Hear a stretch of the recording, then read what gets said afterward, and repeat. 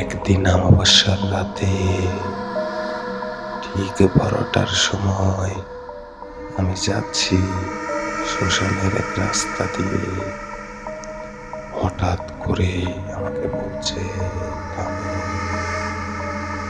আমি তো ভয়ে আতঙ্কে কাঁপাকাঁপি শুরু করে দিয়েছি।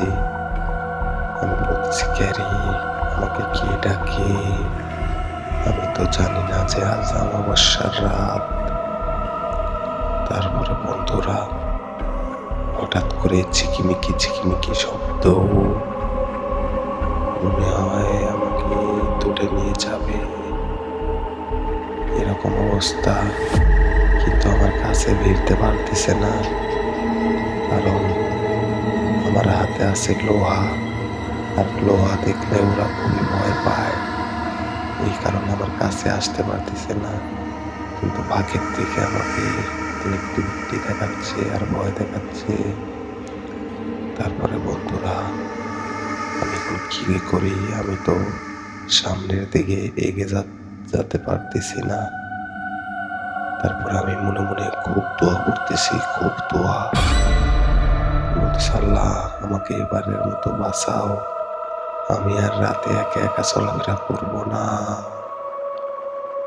তারপরে প্রায় আধা ঘন্টা পরে হুট করে একটা দিকে মোটরসাইকেল আসতেছে। আমি বলতেছি এই তো কাম হয়ে গেছে, এই মোটরসাইকেলে চড়ে আমি চলে যাব। তারপরে মোটরসাইকেল চালক বললাম, ভাই আমাকে নিয়ে যান ভাই, আমি খুব বিপদে পড়ছি ভাই।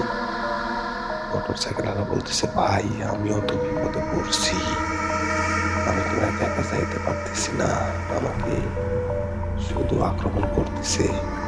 তো বললাম, আমাকে ভাই এবার 2জন হয়েছি, 2জন হলে সমস্যা নেই, আপনি আমাকে মোটরসাইকেলে তুলে নিয়ে একটা টান দেন। এই বলে আমি মোটরসাইকেলে চড়লাম। চড়ার পরে মোটরসাইকেল এত জোরে চালাইছে, এক গায়ে আমরা চলে এসেছি। তারপরে বন্ধুরা